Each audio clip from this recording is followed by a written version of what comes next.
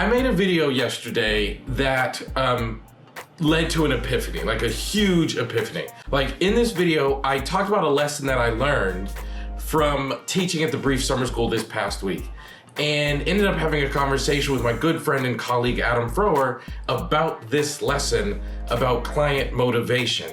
And then it hit me, it hit both of us, like a huge epiphany, that one of the reasons why we kind of misunderstand our client motivation, and we say things like, how do you work with low motivated clients or unmotivated clients? What about those clients who were dragged into therapy? What about those clients who didn't want to come?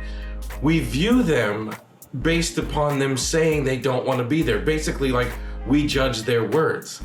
And what we realized is the best way to judge client motivation is by their actions. So if the action the client took was to arrive at the session, then we have to treat them as motivated because they did a motivated action, right? If a client is truly unmotivated, they wouldn't have come to your office. Even a client that is motivated to like get my spouse off my back or get my parents off my back or get the court system on my back. I don't really want to be here, I have to be here, but I'm motivated by something.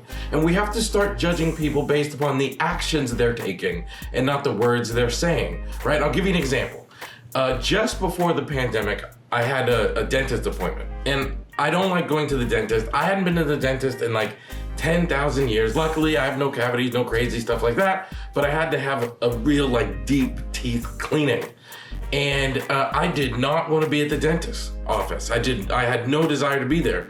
And my dentist was a really nice woman, and she was talking to me about, how I like the dentist. I hate being here, I don't want to be here. Can we get this over as quickly as possible?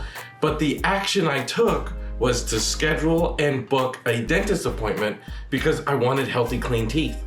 If the dentist had described me as unmotivated, I would have said it's not true. I'm very motivated. I'm on camera all the time.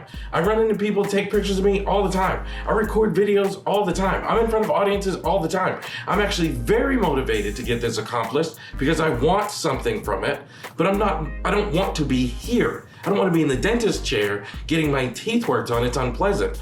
So if she described me as being unmotivated, that would be inaccurate.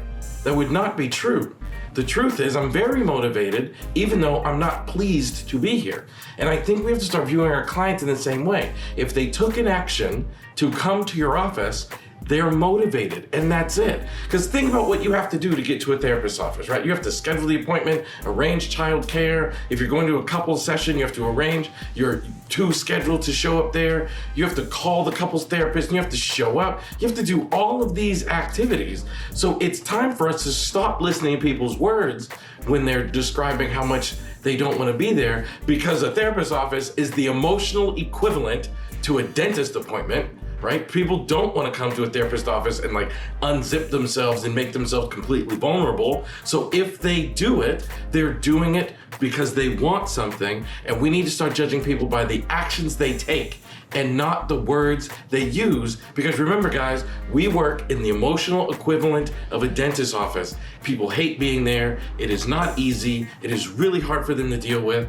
So let's just give them some grace and judge people based upon what they're doing and not always what they're saying.